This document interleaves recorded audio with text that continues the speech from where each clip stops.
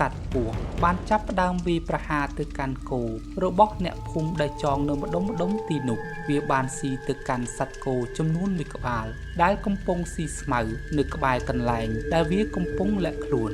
កូនក្រក់របស់អ៊ំភឿនបានប្រើខ្សែសង្វារអាថ័ន្តចងគ្រូអាគមម្នាក់នោះជាប់ឃើញបែបនេះអ៊ំភឿនក៏បានដកក្រឡអាគមចេញមកហើយសូត្រនំមន្តវិជ្ជា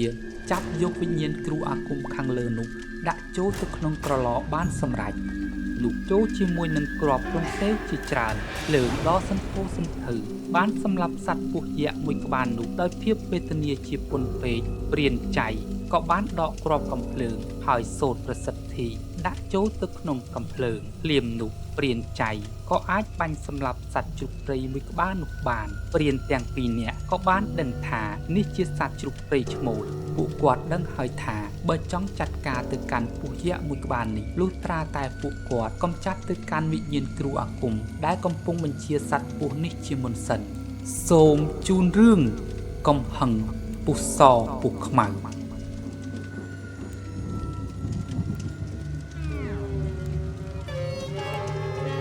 នេះជាដំណើររឿងដែលនិយាយអំពីព្រៃមួយកន្លែងដែលពោពេញទៅដោយអាថ៌កំបាំងជាច្រើននៅក្នុងព្រៃនេះសម្បូរទៅដោយសត្វសាហាវគ្រប់ប្រភេទជាពិសេសគឺសត្វខ្លាពស់សខ្មៅធំដំរីនិងក្របីព្រៃតែម្ដងអ្នកភូមិដែលនៅតំបន់នោះភាគច្រើនគឺពួកគាត់រស់នៅដោយពឹងពាក់លើការរករបស់ព្រៃផ្សេងមកលក់ដូរដើម្បីចិញ្ចឹមជីវិតមនុស្សប្រោសនៅក្នុងភូមិទាំងមូលភាគច្រើនជាព្រានព្រៃហើយថែមទាំងជាមនុស្សដែលចេះនំមន្តអាគមគាថាទៀតផងពួកគេតែងតែចូលទៅក្នុងព្រៃជាប្រចាំដើម្បីទៅរករបស់ព្រៃដូចជាថ្នាំខ្លឹមច័ន្ទសត្វជាពិសេសគឺពួកគេបរបាញ់សត្វដើម្បីយកសាច់និងស្បែកយកទៅលក់យកកម្រៃចិញ្ចឹមជីវិតក៏ដូចជាក្រុមគ្រួសារទាំងមូលម៉ែអាម៉ៅអើយមួយរយៈនេះខ្ញុំរករបស់ព្រៃពុំសូវបានឡើយចំណែកបំណុលយើងក៏នៅជំពាក់គេច្រើនទៀតហេតុអ្វីទៅពុកវាព្រៃនៅជុំវិញភូមិយើងធំហើយសម្បូរទៅដោយរបស់របរធនធានធម្មជាតិទៀតផងម៉ែវាឯងដឹងឬទេនៅទីណាមានមនុស្សទៅដល់ធម្មជាតិនៅទីនោះប្រកាសជារលាយចាក់ជាពុំខានដោយសារតែតម្រូវការរបស់ឈ្មួញជួញដូរកាន់តែច្រើនឡើងធ្វើឲ្យព្រៃដែលនៅជិតនោះត្រូវបានអ្នកភូមិចូលទៅរកគ្មានសេសសល់ពីមួយថ្ងៃទៅមួយថ្ងៃអ្នកភូមិត្រូវចូលទៅក្នុងព្រៃជ្រៅឡើងនិងកាន់តែឆ្ងាយទៅ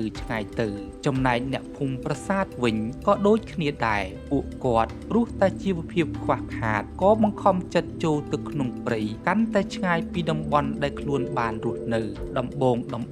ពួកគាត់គ្រាន់តែចូលទៅក្នុងព្រៃមួយយប់ក៏អាចរករបស់ព្រៃបានច្រើនល្មមគួរសមប៉ុន្តែពេលនេះអ្នកភូមិត្រូវចូលទៅក្នុងព្រៃពេល4 ទៅ 5 ថ្ងៃនៅពេលទៅម្ដង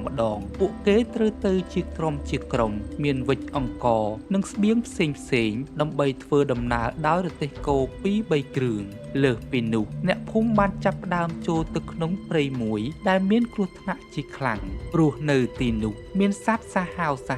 ព្រៃយ៉ាងក្រាស់ឃ្មឹកដុះនៅជាប់គ្នាសឹងតែរកផ្លូវដើរស្ទើរតែពុំបានអ្នកភូមិបានហៅព្រៃនោះថាព្រៃអាថ័ន្តព្រៃមួយនេះមានទំហំធំណាស់គឺលាតសន្ធឹងតាំងពីព្រំប្រទល់នៃទឹកដីខេត្តសៀមរាបកាត់តាមខេត្តឧត្តរមានជ័យរហូតដល់ទឹកដីនៃខេត្តព្រះវិហារ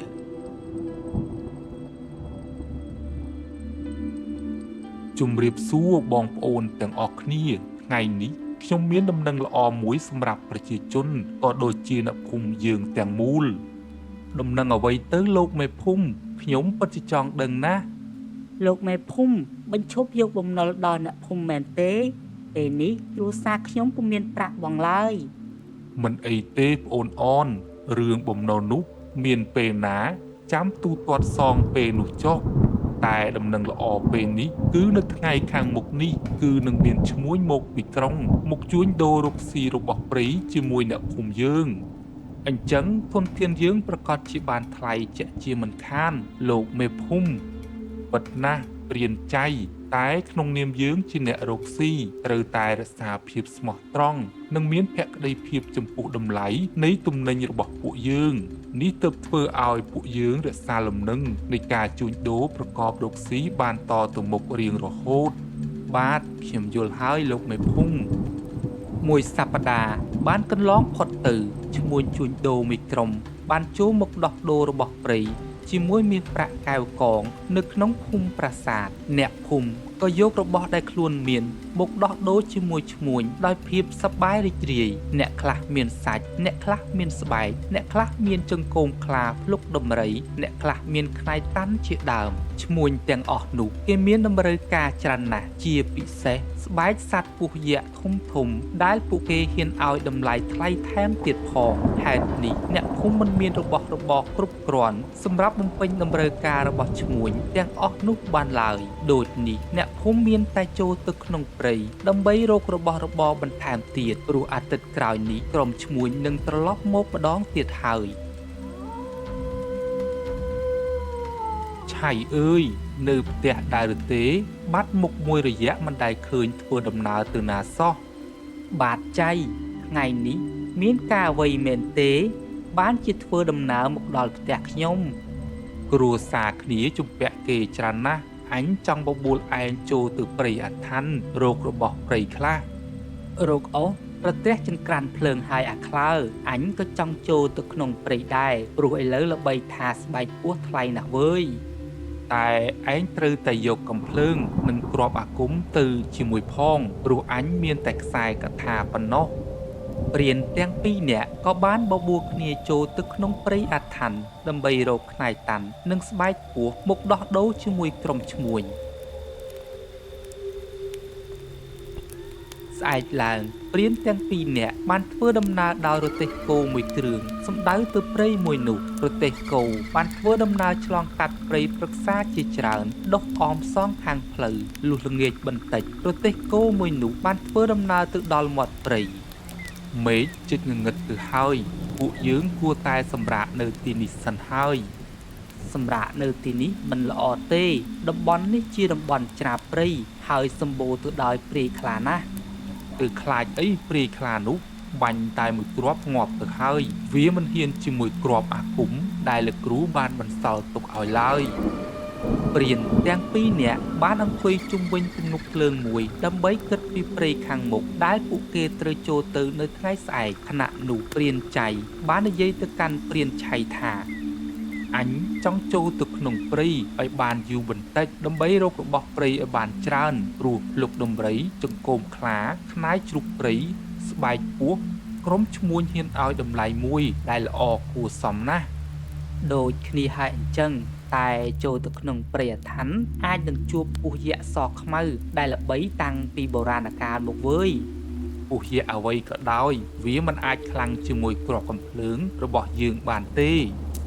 ក្រោយពីពិភាក្សាគ្នាពួកគេទាំងពីរនាក់ក៏នាំគ្នាចូលទៅសម្រាកអស់ទៅគ្រានោះមានសត្វព្រាយខ្លាភ្នែកក្រហមមួយក្បាលយ៉ាងធំបានបង្ហាញខ្លួនដោយមានបំណងចង់វាយប្រហារទៅកាន់សត្វគោរបស់ព្រានទាំងពីរនាក់ក្រោកឡើងចៃសភាពនៅក្នុងព្រៃមិនសូវស្រួលហើយប្រកាសជាមានព្រាយខ្លាចង់ប្រហារមកកាន់ពួកយើងហើយនោះសត្វព្រាយខ្លាបាញ់វាទៅឃើញទេវាបានរត់បាត់ទៅហើយតោះយើងចូលទៅសម្រាកសិនទៅ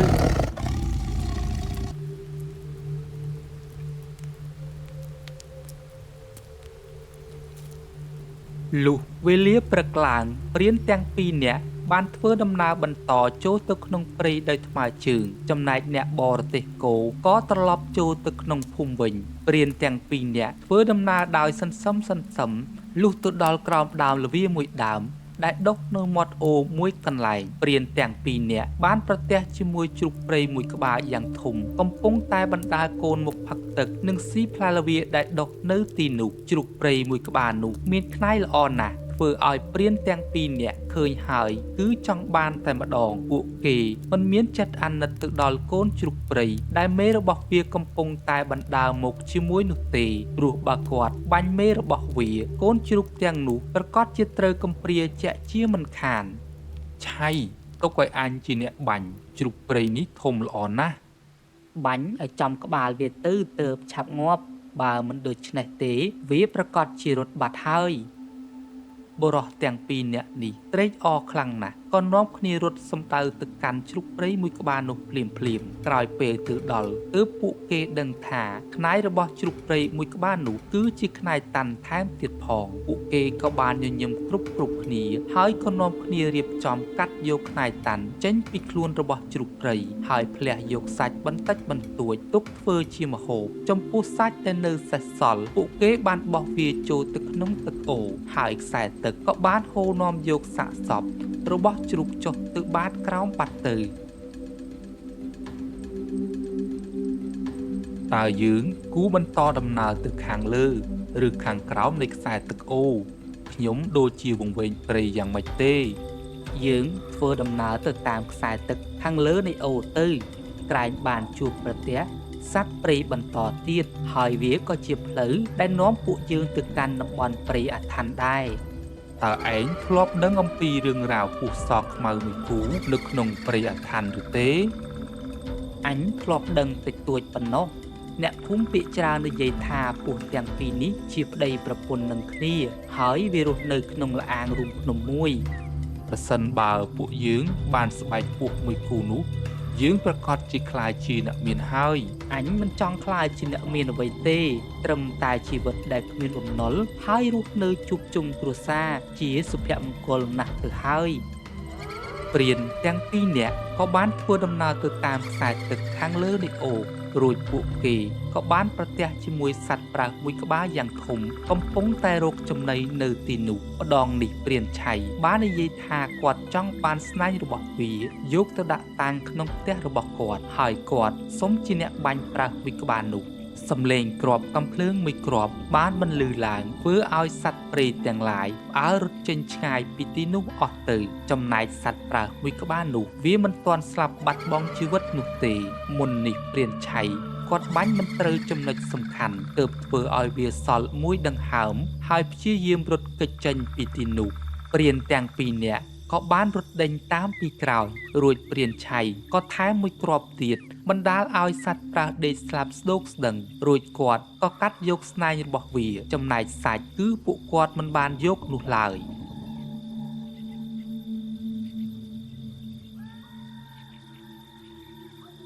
ថ្ងៃរសៀលទៅហើយអញគិតថាពុំមានសត្វចេញមករកចំណីទៀតទេម្យ៉ាងសំឡេងកំភ្លើងបានធ្វើឲ្យសត្វព្រៃវាផ្អើលអស់ទៅហើយអញ្ចឹងយើងនាំគ្នាដើររកសម្បកឈើវល្លិឈើនិងរុក្ខជាតិផ្សេងវិញទៅដើម្បីធ្វើជាឱសថបុរាណរបស់ខ្មែរយើងឆៃឯងជួយណែនាំអំពីថ្នាំបុរាណខ្មែរយើងប្រាប់ខ្ញុំផងខ្ញុំមិនសូវស្គាល់ទេព្រោះតាំងពីលោកគ្រូស្លាប់ទៅខ្ញុំបានបោះបង់វិជ្ជាមួយនេះចោលទៅហើយលុះវេលាល្ងាចបន្តិចព្រានទាំងពីរនាក់ក៏បានទៅដល់កន្លែងមួយដែលនៅទីនោះមានដានជើងសត្វជាច្រើនព្រោះអីវាមានឈើព្រៃហូបផ្លែជាច្រើនទើបបានជាមានសត្វនាំគ្នាមកស៊ីពួកគេក៏បានសម្រេចចិត្តសាងសង់ភ្នាក់មួយនៅទីនោះតែម្ដងដើម្បីចាំបរបាញ់សត្វបន្តទៀតព្រោះពួកគេនៅខ្វះរបស់ជាច្រើនទៀតដែលមិនទាន់រកបានពួកគេក៏ព្យាយាមសម្លឹងរកដើមឈើណាដែលអាចសាងសង់ភ្នាក់បានខណៈនោះព្រានទាំងពីរនាក់ក៏បានឃើញដើមព្រីងមួយដើមយ៉ាងធំហើយមានមែករបស់វាធំល្អថែមទៀតផងពួកគេក៏សម្រេចចិត្តសាងសង់ភ្នាក់នៅទីនោះអញមិនចង់ធ្វើភ្នាក់ឲ្យខាតកម្លាំងនោះទេព្រោះថាយុគនេះយើងប្រកាសជាអាចរករបស់ព្រៃបានគ្រប់គ្រាន់ហើយកុំទៅខ្វល់ច្រើនពេកអីយើងធ្វើភ្នាក់រួចទៅហើយពេលយប់យើងនៅលើភ្នាក់នេះហើយស្រួលបបបាញ់សត្វចំណែកសត្វពស់ក៏អាចមើលឃើញច្បាស់ដែរអញគិតថានៅទីនេះគ្មានសត្វពស់ធំទេទាល់តែយើងចូលទៅក្នុងល្អាងភ្នំបន្តទៀតវេលាយប់ក៏បានឈានចូលមកដល់ យប់នេះព្រះច័ន្ទបញ្ចេញពន្លឺភ្លឺព្រឿងធ្វើឲ្យពួកគេទាំងពីរនាក់អាចមើលឃើញនៅបរិវេណជុំវិញទីនោះបានល្មមនិងបរបាញ់សត្វបានសត្វព្រៃជាច្រើនក៏បានមកដល់ទីនោះជាបន្តបន្ទាប់ពួកវាបានផឹកទឹកអូរនៅក្បែរនោះហើយទើបមករកស៊ីផ្លែឈើព្រៃនៅក្បែរថ្នាក់ដែលព្រានទាំងពីរនាក់កំពុងតែសម្រាកព្រានទាំងពីរនាក់ក៏បាននាំគ្នាអង្គុយចាំបាញ់សត្វប៉ុន្តែមិនទាន់មានសត្វណាដែលអាចឲ្យពួកគេចង់បាននោះឡើយមួយសន្ទុះស្រាប់តែស្ងាត់បាត់អស់សំឡេងបាក់សាបាក់សីនាពេលរាត្រីដែលធ្លាប់តែយំរលីងរលោងសភាពព្រៃទាំងមូលចាប់ផ្ដើមមានភាពត្រជាក់និងមានខ្យល់បក់មកត្រសៀព្រានព្រៃទាំងពីរនាក់ក៏មានអារម្មណ៍ដឹងមុនថានឹងមានសត្វសាហាវមួយប្រភេទកំពុងចូលមកកាន់ទីនេះហើយពិភពអាគមក្នុងព្រៃអថ័ន្ទក៏បានចាប់ផ្ដើមហើយបញ្ចេញអានុភាពផ្សាយភ័យហើយពេលនេះជាវេលាដែលមានសត្វអាគមដែលមានគំនុំចេញមកសងសឹកនិងវាយប្រហារទៅកាន់សភាវៈផ្សេងរឿងនេះអញធ្លាប់តែឮលោកគ្រូនិយាយប្រាប់ពេលនេះពួកយើងបានជួបផ្ទាល់ហើយតែថាតើសត្វអ្វីទៅដែលមានវិញ្ញាណចង់អាឃាតជាមួយពួកយើងបើយើងបរបាញ់សត្វព្រៃយូរណាស់មកហើយនៅម៉ោងជាង2រំលងអាត្រាតស្រាប់តែមានសត្វជ្រូកព្រៃភ្នែកក្រហមមួយក្បាលបានមកដល់ទីនោះរួចវាក៏បានរត់បំបុកដើមឈើដែលព្រានទាំងពីរនាក់កំពុងតែសម្រាកជាសំណាងល្អដោយសារតែដើមឈើដែលពួកគេធ្វើធ្នាក់នោះធំល្អទើបធ្វើឲ្យវាគ្រាន់តែរង្គើបន្តិចបន្តួចប៉ុណ្ណោះណាមួយពួកគេទាំងពីរនាក់បានត្រៀមខ្លួនក្នុងការប្រុងប្រយ័ត្នរួចទៅហើយព្រានទាំងពីរក៏បានភ្ញាក់ឡើងក៏បានឃើញជ្រូកព្រៃមួយក្បាលរត់ចូលទៅក្នុងព្រៃបាត់ទៅជ្រូកព្រៃនេះចម្លែកណាស់វាហ៊ានមកបុកប្រហារយើងហើយបែរជារត់ត្រឡប់ទៅវិញកំមត់លើពេកអញគិតថានេះជាអន្ទាក់ទេប្រហែលជាវានឹងត្រឡប់មកម្ដងទៀតមួយសន្ទុះក្រោយមកស្រាប់តែឃើញមាននារីយ៉ាងស្រស់ស្អាតម្នាក់កំពុងតែរត់យ៉ាងត្រហេបត្រហបមកពីចម្ងាយហើយឃើញមានសត្វជ្រូកព្រៃមួយក្បាលកំពុងតែដេញពីក្រោយថែមទៀតផងបងសូមចង់ជួយខ្ញុំផងសត្វជ្រូកព្រៃកំពុងតាមសម្លាប់ខ្ញុំហើយនាងឆាប់ឡើងមកខាងលើមកទើបពួកខ្ញុំអាចជួយបានពួកយើងមិនអាចចុះទៅខាងក្រោមបានទេព្រានទាំងពីរនាក់ដោយសារតែជាអ្នកមានបទពិសោធន៍ជោគជាំក្នុងការដើរព្រៃថែមទាំងជាអ្នកដែលចេះអាគមទៀតនោះក៏បានដឹងថានេះមិនមែនជាមនុស្សពិតប្រាកដឡើយនៅពេលឃើញពួកគេមិនព្រមបែបនោះនាងក៏រលាយបាត់ទៅហើយคล้ายជាសត្វជ្រូកព្រៃមុននេះបន្តិចពួកឯងសម្រាប់ប្រពន្ធយើងទុកឲ្យកូនរបស់យើងរស់នៅកំព្រាឯកាយើងនឹងសម្លាប់ពួកឯងវិញដូចគ្នាជីវិតជាសត្វដូចពួកឯងត្រូវតែស្លាប់ដោយសារមនុស្សនេះជាធម្មជាតិបានតាក់តែងមករួចទៅហើយព្រានទាំងពីរនាក់ដោយឃើញមិនសូវស្រួលក៏បានលើកកំភ្លើងបាញ់ប៉ុន្តែពេលដែលបាញ់ទៅគឺមិនអាចទម្លុះស្បែករបស់វាបានឡើយជ្រូកព្រៃមួយក្បាលមនុស្សភ្នែកវាឡើងក្រហមហើយនៅលើខ្លួនរបស់វាពោពេញទៅដោយចំហាយនៃការចងអាឃាតគ្រាប់កំភ្លើងធម្មតាមិនអាចបាញ់សម្លាប់វាបានទេទាល់តែប្រើគ្រាប់អាគមហើយមើលទៅសូមឲ្យឯងបានទៅកាន់សុគតិភពជាមួយប្រពន្ធរបស់ឯងចុះហើយឈប់ចងកម្មចងពៀជាមួយមនុស្សទៅទៀតព្រានចៃក៏បានដកគ្រាប់កំភ្លើងហើយសូត្រប្រសិទ្ធិដាក់ចូលទៅក្នុងកំភ្លើងភ្លាមនោះព្រានចៃក៏អាចបាញ់សម្លាប់សត្វជ្រូកព្រៃមួយក្បាលនោះបានព្រានទាំងពីរនាក់ក៏បានដឹងថានេះជាសត្វជ្រូកព្រៃឈ្មោលចំណែកមីញីគឺពួកគេទាំងពីរនាក់បានបាញ់កាលពីថ្ងៃទើបអាចឈ្មោលវាតាមមកសងសឹកបន្ទាប់មកពួកគេទាំងពីរនាក់ក៏បានចូលទៅសម្រាកដោយពុំមានរឿងអ្វីកើតឡើងនោះឡើយ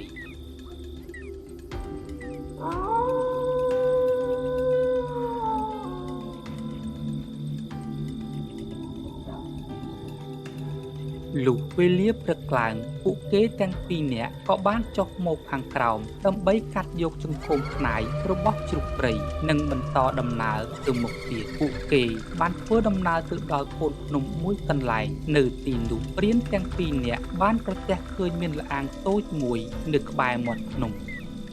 ល្អាងនេះ មើលទៅមានសភាពចម្លែកណាស់អញចង់ចូលទៅមើលខាងក្នុងក្រែងមានភ្លុកដំរីចាក់កប់នៅទីនោះក៏អញ្ចឹងតែត្រូវប្រុងប្រយ័ត្នឲ្យជាប់ជានិច្ចមើលទៅប្រហែលជាមានគេថែរក្សាហើយព្រានទាំងពីរនាក់ក៏ស្រស់ស្រួលគ្នាចូលទៅទាំងអស់គ្នាតែម្ដងហើយពួកគេបានរកអ្វីសម្រាប់ដុតបំភ្លឺនៅក្នុងកអាងដែលមានសភាពរាងងងឹតបន្តិចដែរនៅតាមផ្លូវដែលពួកគេបានចូលទៅមានសុទ្ធតែសត្វប្រចៀវដេកនៅក្នុងនោះនៅពេលដែលមនុស្សចូលទៅដល់វងសត្វប្រចៀវក៏ផ្អើលហើយហោះចេញមកខាងក្រៅហាក់ដូចជាបង្ហាញថាសញ្ញាគ្រោះថ្នាក់បានចូលមកដល់ហើយព្រានទាំងពីរនាក់បានបន្តដើរទៅខាងមុខបន្តិចស្រាប់តែពួកគេបានប្រទះឃើញពងសត្វអ្វីមួយយ៉ាងធំសម្បើមចំនួន3គ្រាប់នៅក្បែរដុំថ្មមួយដុំតើនេះជាពងសត្វអ្វីទៅវាពិតជាធំណាស់នេះប្រហែលជាពងរបស់សត្វពុះជាហើយល្អាងនេះក៏ជាសម្បុករបស់វាដែរពិតជាសំណាងណាស់ពេលនេះរកអស់ប្រទះចង្ក្រានភ្លើងហើយពួកយើងត្រូវតែរៀបចំអន្ទាក់រងចាំមេរបស់វានៅទីនេះហើយតើឯងសម្រេចចិត្តច្បាស់ហើយមែនទេអ្នកភូមិធ្លាប់និយាយថាសត្វពុះនេះវាបានលេបមនុស្សទាំងរស់ទៀតផងស្អីក៏ដោយវាមិនដែលឈ្នះគ្រាប់កំភ្លើងនោះទេត្រៀមកំភ្លើងឲ្យជាប់តែដៃទៅ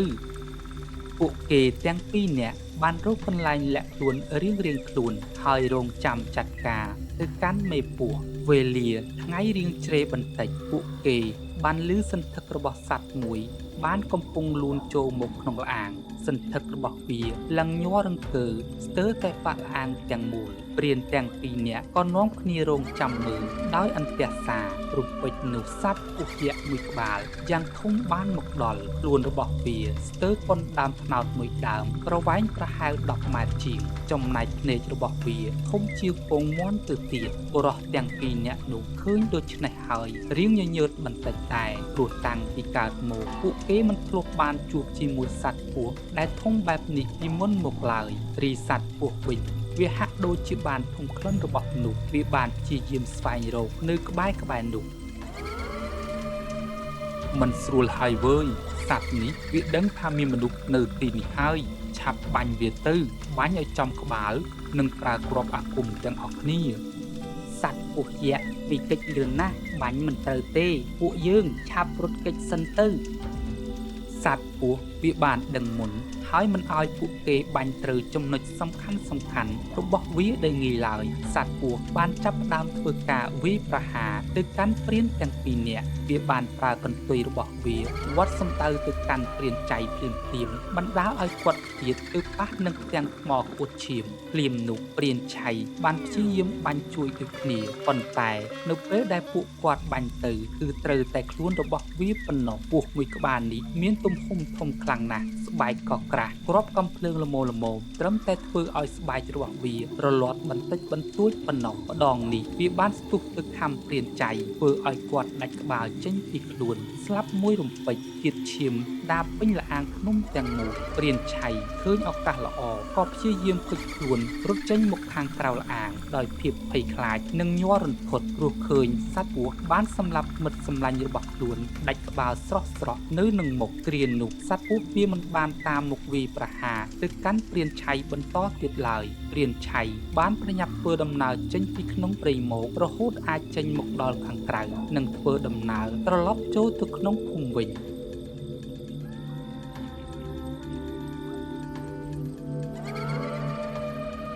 អូនអើយអូននៅផ្ទះដែរឬទេបាទពូម្ដាយខ្ញុំមិននៅផ្ទះទេកាលពីយប់មិញឪពុកខ្ញុំបានមកហៅម្ដាយខ្ញុំទៅព្រៃជាមួយបាត់ហើយបាទកូនអញ្ចឹងចាប់ពីថ្ងៃនេះទៅម៉ៅឯងទៅរស់នៅផ្ទះពូសិនទៅហើយបើទោះបីជាមានរឿងអ្វីក៏ដោយក៏មិនត្រូវត្រឡប់មកផ្ទះវិញដែរណាកូនបាទពូតែមានរឿងអ្វីកើតឡើងមែនទេចុះឪពុកម្ដាយរបស់ខ្ញុំគាត់ត្រឡប់មកវិញបាទខ្ញុំគាត់ប្រកាសជាបារម្ភហើយពូមានរឿងកើតឡើងច្រើនណាស់ម៉ៅចាំថ្ងៃក្រោយពុកនឹងបញ្យល់ប្រាប់កូន ព្រានឆៃមានគុំនំគុំគួនជាមួយសត្វពស់មួយក្បាលនោះជាខ្លាំងគាត់ក៏បានទៅអញ្ជើញគ្រូរបស់គាត់ដែលរស់នៅក្នុងភូមិបុរាណមួយឲ្យជួយទៅកម្ចាត់សត្វពស់មួយក្បាលនោះជំរាបសួរលោកគ្រូកូនសិស្សសូមថ្វាយបង្គំ ក្រោកឡើងមកវិញចុះតាំងពីពួកឯងចេញទៅលោកគ្រូបានដឹងរឿងរ៉ាវនេះរួចទៅហើយ បើលោកគ្រូបានដឹងរឿងរ៉ាវហេតុបដិចមិនប្រាប់មកកាន់ពួកខ្ញុំផងពេលនេះសិស្សប្អូនចៃបានស្លាប់បាត់បង់ជីវិតទៅហើយ ឆៃឯងត្រូវយល់វាសនានិងនិស្ស័យកម្មមនុស្សយើងពុំអាចគេចផុតបានឡើយ លោកគ្រូខ្ញុំចង់សុំជំនួយពីលោកគ្រូដើម្បីចូលទៅកម្ចាត់សត្វពស់យក្សនោះឲ្យបានបន្ទាប់មកពួកគេទាំងពីរនាក់ក៏បានធ្វើដំណើរចូលទៅក្នុងព្រៃម្ដងទៀតពេលទៅដល់លោកគ្រូរបស់ព្រានឆៃក៏បានរៀបចំផែនការដើម្បីចាត់ការទៅកាន់សត្វពស់លោកគ្រូចំណានម្នាក់នោះបានប្រើពិធីសមាធិដើម្បីរកមើលទៅកាន់សត្វពស់មួយក្បាលនោះចង់ដឹងថាវាកំពុងលាក់ខ្លួននៅខាងក្នុងល្អាងដែរឬទេ សត្វពស់វាមិនបាននៅក្នុងល្អាងការពារពងរបស់វាទេ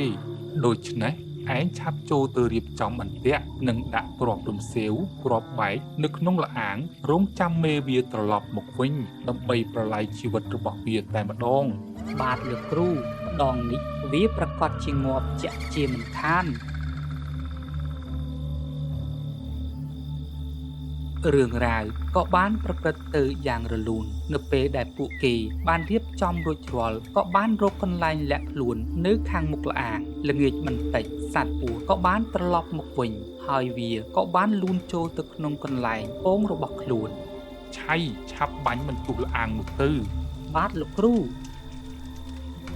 លោកគ្រូចំណាននិងព្រានឆៃបានបន្ទុះល្អាងមួយនោះចូលជាមួយនឹងគ្រាប់រំសេវជាច្រើនភ្លើងដ៏សន្ធោសន្ធៅបានសម្លាប់សត្វពស់យក្សមួយក្បាលនោះដោយភាពវេទនាជាពន់ពេកមុននឹងវាស្លាប់ដាច់ខ្យល់ទៅគ្រូនិងសិស្សទាំងពីរនាក់ក៏បានធ្វើដំណើរត្រឡប់មកវិញដោយភាពសប្បាយរីករាយហើយពួកគេទាំងពីរនាក់ក៏បានយកពងរបស់សត្វពស់មកជាមួយផងដែររឿងរ៉ាវមិនទាន់ចប់តែត្រឹមនឹងឡើយសត្វពស់ឈ្មោលក្រោយត្រឡប់ពីរោគចំណីវិញក៏ឃើញល្អាងរបស់ខ្លួនត្រូវមនុស្សបានកំទេចចោលគ្មានសេះសល់វាមានការខឹងសម្បាខ្លាំងណាស់ហើយក៏ព្យាយាមហិតតាមក្លិនរបស់ព្រានឆៃនិងគ្រូរបស់គេមកដល់ក្នុងភូមិដែលពួកគេបានរស់នៅពស់យក្សមួយក្បាលនោះបានចូលមកដល់ខាងចុងភូមិហើយវារងចាំឱកាសល្អដើម្បីចាត់ការទៅកាន់ព្រានឆៃនិងគ្រូរបស់គេនៅខាងក្រៅភូមិដោយរងចាំយូរនិងអត់ចំណីជាច្រើនថ្ងៃសត្វពស់បានចាប់ផ្ដើមវាយប្រហារទៅកាន់គោរបស់អ្នកភូមិដែលចងនៅម្ដុំទីនោះវាបានស៊ីទៅកាន់សត្វគោចំនួនមួយក្បាលដែលកំពុងស៊ីស្មៅនៅក្បែរកន្លែងដែលវាកំពុងលាក់ខ្លួន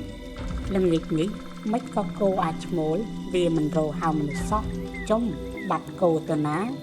ក្រោយពីពិនិត្យដើរស្វែងរកនៅទីកន្លែងកើតហេតុអាម៉ៅក៏បានឃើញត្រឹមតែបន្សល់ស្នាមឈាមរបស់សត្វគោតែប៉ុណ្ណោះដោយមិនដឹងថាមានសត្វអ្វីបានស៊ីគោរបស់ខ្លួនឡើយដោយយល់ពីសភាពនៃហេតុការណ៍ចម្លែកបានកាត់ឡើងកុមារាម៉ៅក៏បានរត់ត្រឡប់ទៅផ្ទះទាំងទឹកមុខភ័យខ្លាច ពូសត្វគោរបស់យើងបានបាត់ហើយទំនងជាត្រូវសត្វអ្វីស៊ីខ្ញុំឃើញតែឈាមនៅទីនោះប៉ុណ្ណោះ ម៉ៅឯងមានឃើញដានអ្វីចម្លែកនៅទីនោះដែរឬទេដូចជាបាក់ស្មៅឬមេឈើជាដើម ខ្ញុំអត់ច្បាស់ទេពូតែមានអារម្មណ៍ថាមានសត្វអ្វីដែលមានខ្លួនធំភ្នែកក៏ធំដែរកំពុងសម្លឹងមកកាន់ខ្ញុំ ព្រានឆៃពេលដែលដឹងថាមានសត្វសាហាវបានចូលមកដល់ក្បែរភូមិរបស់ខ្លួនគេសប្បាយចិត្តណាស់ហើយក៏បានរៀបចំសម្ភារៈដើម្បីទៅចាត់ការជាមួយសត្វសាហាវនោះភ្លាមបន្ទាប់ពីបានធ្វើដំណើរទៅដល់ខាងចុងភូមិតែម្នាក់ឯងព្រានឆៃបានពិនិត្យតាមដានឈាមដែលសត្វពស់បានបន្សល់ទុកឲ្យបើតាមសភាពនៃស្នាមឈាមនេះសត្វនេះប្រកាសជាសត្វពស់ជាក់ជាមិនខានតែអញបានដុតសម្លាប់វាក្នុងល្អាងរួចហើយតើ គាត់បានបន្តដើរទៅកាន់កំពតព្រៃមួយកន្លែងនៅខាងមុខរំពេចនោះស្រាប់តែសត្វពស់ក៏បានហក់មកត្របាក់ខំគាត់ស៊ីភ្លាមជាហេតុធ្វើឲ្យព្រានឆៃមិនមានឱកាសសូម្បីតែតដៃឬស្រែកហៅអ្នកដទៃឲ្យជួយឡើយក្រោយពីបានខំសម្លាប់ព្រានឆៃហើយសត្វពស់ក៏បានបន្តលូនចាក់ចេញទៅដោយសេចក្តីខឹងសម្បាឆ្ពោះទៅកាន់ភូមិបុរាណតើមានរឿងហេតុអាក្រក់អ្វីកើតឡើងទៅបានជាឯងស្រែកយំយ៉ាងនេះសភាពផ្ទៃមេឃងងឹតពេលវេលាសន្ធិដ្ឋនៃសត្វអាគមបានចូលមកដល់ហើយលោកគ្រូឆាប់ចាក់ចេញពីទីនេះទៅម្ចាស់កម្ពីបានកំពុងតាមលោកជាបាទលោកគ្រូហើយបំណុលនេះត្រូវតែសងនៅជាតិនេះឲ្យអស់ទោះយើងចង់គេចពីជាតិនេះក៏ដោយក៏ជាតិក្រោយវាគង់នឹងវិលត្រឡប់មករកយើងដែរយប់មួយនៅពេលដែលគ្រូចំណានកំពុងសម្រាកលង់លក់នៅខាងលើផ្ទះដោយមិនដឹងខ្លួនសត្វពស់ក៏បានមកដល់ទីនោះហើយបានលូនបំរុងឡើងមកលើផ្ទះរបស់គ្រូអាគមតែត្រូវបានខ្ទាតត្រឡប់ទៅវិញអញរងចាំសត្វដេរឆានឯងយូរហើយនេះជាវេលាដែលត្រូវរលាយពីផែនដីនេះហើយពួកអាមនុស្សចង្រៃពួកឯងសម្លាប់ប្រពន្ធកូនរបស់យើងត្រូវតែសងសឹកសត្វពស់យក្សបានព្រុសភ្លើងដុតកំទេចផ្ទះរបស់គ្រូអាគមហើយបន្តប្រយុទ្ធជាមួយគ្រូអាគមរហូតដល់វេលាមួយសត្វពស់បានវាត់គាត់ត្រូវមួយកន្ទុយបណ្ដាលឲ្យគ្រូអាគមខ្ទាតទៅបុកនឹងដើមឈើសន្លប់បាត់ទៅយើងត្រូវតែសម្លាប់មនុស្សទាំងអស់ដែលបានស៊ីពងរបស់ប្រពន្ធយើងពួកឯងត្រូវតែងាប់លោកគ្រូចំណាននៅពេលដែលបើកភ្នែកដឹងខ្លួនពីសន្លប់សត្វពស់មិនបណ្ដោយឲ្យគាត់រួចខ្លួនឡើយវាបានលេបគាត់ចូលទៅក្នុងពោះទាំងមូលតែម្ដង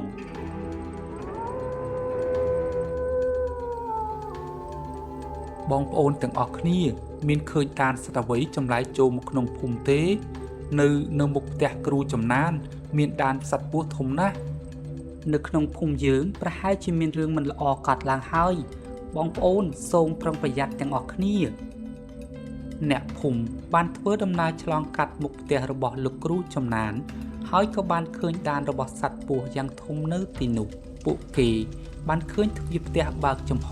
រួចក៏នាំគ្នាឡើងទៅមើលទើបដឹងថាលោកគ្រូចំណានត្រូវបានសត្វពស់ខំស៊ីបាត់ទៅហើយអ្នកភូមិចាប់ផ្ដើមផ្អើលឆោឡោព្រោះសត្វពស់បានចូលមកស៊ីមនុស្សដល់ក្នុងផ្ទះតែម្ដងតោះពួកយើងឆាប់ត្រឡប់ទៅវិញយកដំណឹងនេះទៅប្រាប់លោកមេភូមិ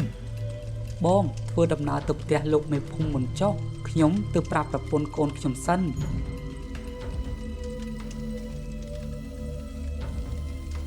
សត្វពស់វាមិនបានបោះបង់ការសងសឹកតែប៉ុណ្ណោះទេឥ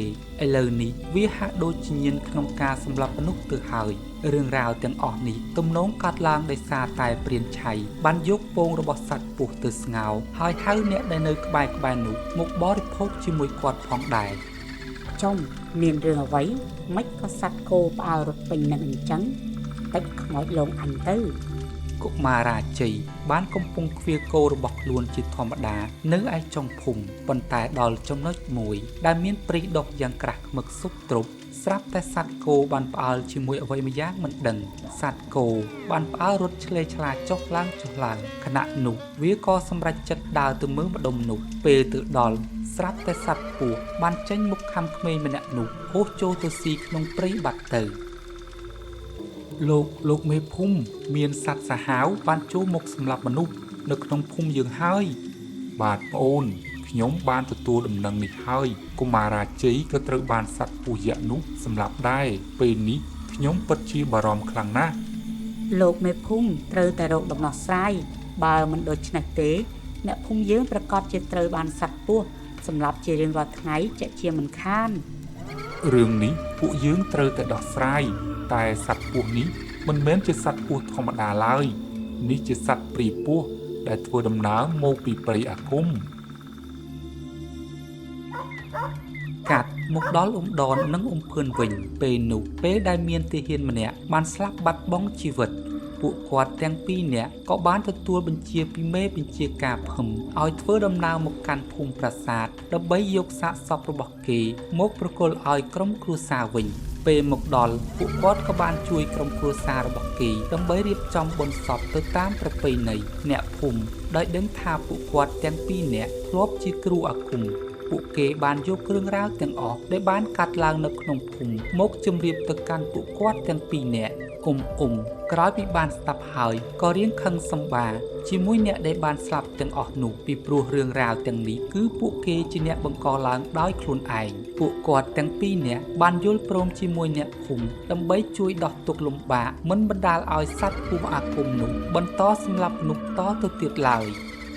សម្លាញ់ដនតើឯងគិតចាត់ការជាមួយសត្វពស់នោះយ៉ាងដូចម្ដេច ខ្ញុំក៏ពុំទាន់មានគំនិតអ្វីដែរតែពួកយើងគួរធ្វើដំណើរទៅពិនិត្យមើលទីតាំងដែលសត្វពស់ធ្លាប់លាក់ខ្លួនជាមុនសិន ល្អណាស់អញ្ចឹងពួកយើងឆាប់ធ្វើដំណើរទៅកុំឲ្យយប់យូរសុបិនច្រើន ពួកគាត់បានធ្វើដំណើរទៅខាងចុងភូមិដើម្បីទៅមើលថាសត្វពស់វាបានលាក់ខ្លួននៅម្ដុំនោះទៀតទេក្រោយពេលទៅដល់ពួកគាត់សង្កេតឃើញថាសត្វពស់វាមិនបានលាក់ខ្លួននៅម្ដុំនោះទៀតឡើយនេះប្រហែលជាវាទើបតែស៊ីចំណីឆ្អែតនិងបានវិលត្រឡប់ទៅសម្បុកវិញទៅហើយសត្វពស់នេះមានចំហាយខ្លាំងណាស់មនុស្សធម្មតាពិតជាមិនអាចតាមរកវាឃើញឡើយ ពួកយើងធ្វើពិធីគុនគូអាគមខ្មៅបន្តិចទៅដើម្បីងាយស្រួលក្នុងការតាមស្វែងរកសត្វពស់យក្សនេះ ដនបានប្រារព្ធពិធីអាគមខ្មៅហើយគុនគូមើលឃើញថា 4-5 ថ្ងៃទៀតសត្វពស់យក្សនេះនឹងត្រឡប់មកវិញជាក់ជាមិនខាន ក្នុងកំឡុងពេល 4-5 ថ្ងៃបានមកដល់គុំដននិងភឿនបានរៀបចំផែនការដើម្បីកម្ចាត់សត្វពស់យក្សដោយគាត់បានខ្ចីសត្វគោរបស់អ្នកភូមិចំនួន1ក្បាលយកមកធ្វើជានុយសម្រាប់បញ្ឆោតសត្វពស់មិនតែប៉ុណ្ណោះពួកគាត់បានរៀបចំអន្ទាក់ជាច្រើននៅខាងចុងភូមិព្រមទាំងមានមងសំណាញ់ដើម្បីទប់ទល់ជាមួយពស់យក្ស ថ្ងៃកំណត់ក៏បានចូលមកដល់ពួកគាត់បានយកគោមួយក្បាលនោះទៅចងទុកនៅខាងចុងភូមិទុកតាំងពីព្រឹករហូតដល់ល្ងាចប៉ុន្តែមិនឃើញមានវត្តមានរបស់សត្វពស់បង្ហាញខ្លួននោះឡើយសត្វពស់នេះមិនព្រមបង្ហាញខ្លួនឡើយវាប្រកាសជាដឹងនៅអ្វីដែលយើងកំពុងធ្វើជាក់ជាមិនខាន យប់នេះវាប្រកាសជាបង្ហាញខ្លួនជាក់ជាមិនខានព្រោះនៅពេលយប់ខ្លួនរបស់ព្រាយពស់នេះនឹងមានអានុភាពខ្លាំងក្លាជាងពេលថ្ងៃដូច្នេះវាមិនខ្លាចពួកយើងទេ ខ្ញុំនឹងប្រារព្ធពិធីអន្តងព្រលឹងគ្រូអាគមដែលសន្ធិដ្ឋនៅក្នុងខ្លួនរបស់សត្វឲ្យវាមានសេចក្តីស្រេកឃ្លាននិងធ្វើដំណើរមករកយើងលុះវេលាយប់សត្វពស់ក៏បានបង្ហាញខ្លួនចេញមកលោកទាំងពីរបានត្រៀមខ្លួនរួចជាស្រេចនៅពេលដែលសត្វពស់ចេញពីព្រៃមកក៏បានជាប់ជាមួយមងនិងសំណាញ់ដែលលោកទាំងពីរបានរៀបចំទុកពស់យក្សដោយសារតែជាប់មងនិងសំណាញ់វាក៏ព្យាយាមរើបំប្រាស់រមូលទៅរមូលមកជាខ្លាំងដននិងភឿនដោយឃើញឱកាសល្អក៏បានចូលទៅជិតហើយបានបាញ់ទៅកាន់វាជាច្រើនគ្រាប់កំភ្លើងរបស់ព្រមទាំងកំបិតពូថៅរបស់អ្នកភូមិបែរជាមិនអាចធ្វើឲ្យសត្វពស់យក្សមួយក្បាលនេះមានរបួសសំបីតែបន្តិចឃើញមិនសូវស្រួលលោកទាំងពីរបានឲ្យអ្នកភូមិទាំងអស់នាំគ្នាដកថយក្រោយបន្តិចព្រោះខ្លាចមានគ្រោះថ្នាក់ចំណែកសំណាញ់និងមងដែលពួកគាត់បានរៀបចំកំពុងតែត្រូវបានសត្វពស់បំផ្លាញជាបណ្ដើរហើយពួកគាត់ក៏រៀងថយក្រោយបន្តិចហើយដកគ្រាប់កំភ្លើងដែលបានបញ្ចុះនៅមុនអាគមគាថាចេញពីក្នុងថង់យាមដាក់ចូលទៅក្នុងកំភ្លើងរៀងខ្លួននៅពេលដែលបានរួចរាល់ស្រាប់តែសត្វពស់យក្សបានរើខ្លួនចេញពីមងសំណាញ់បានល្មមលោកទាំងពីរបានបាញ់ទៅកាន់ព្រាយពស់មួយក្បាលនោះភ្លាមប៉ុន្តែត្រូវត្រឹមតែដងខ្លួនរបស់វាប៉ុណ្ណោះម្ដងនេះគ្រាប់កំភ្លើងរបស់លោកទាំងពីរអាចធ្វើឲ្យសត្វពស់យក្សមានរបួសបន្តិចបន្តួចពស់យក្សវាមានការខឹងសម្បាខ្លាំងណាស់ភ្នែករបស់វាបានបញ្ចេញនៅពន្លឺក្រហមឆ្អិនឆ្អៅចេញមកស្ថានភាពបែបនេះមិនល្អទេដនបើនៅតែបែបនេះពួកយើងនិងអ្នកភូមិនឹងត្រូវព្រាយសត្វពស់សម្រាប់ទាំងអស់គ្នាជាក់ជាមិនខានមែនហើយសម្លាញ់ តែខ្ញុំ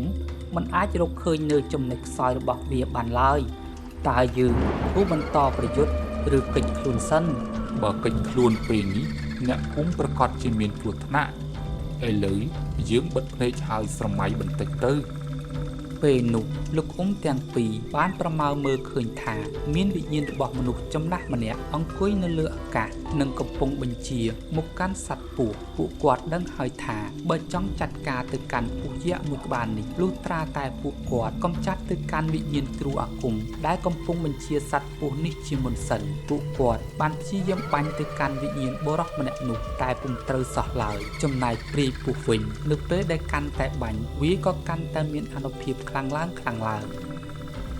ខឿនឯងឆាប់រកវិធីចាត់ការទៅកាន់វិញ្ញាណគ្រូអាគមម្នាក់នោះទៅហើយព្រាយពោះទុកឲ្យខ្ញុំជាអ្នកបញ្ឆោត បាទសម្លាញ់តែឯងត្រូវប្រយ័ត្នខ្លួនផងវិញ្ញាណគ្រូអាគមនេះជាវិញ្ញាណគ្រូចំណានហើយមានវិញ្ញាណមួយទៀតកំពុងស្ថិតនៅក្នុងខ្លួនរបស់សត្វពស់ផ្ទាល់ ភឿនបានរៀបចំពិធីអាគមទប់ទល់ជាមួយវិញ្ញាណគ្រូអាគមម្នាក់នោះគាត់ក៏បានប្រើកូនក្រក់របស់គាត់ចាត់ការជាមួយវិញ្ញាណគ្រូអាគមកូនក្រក់របស់ភឿនបានប្រើខ្សែសង្វារអាថ័ន្តចងគ្រូអាគមម្នាក់នោះជាប់ឃើញបែបនេះភឿនក៏បានដកក្រឡអាគមចេញមកហើយសូត្រនមន្តវិជ្ជាចាប់យកវិញ្ញាណគ្រូអាគមខាងលើនោះដាក់ចូលទៅក្នុងក្រឡបានសម្រេច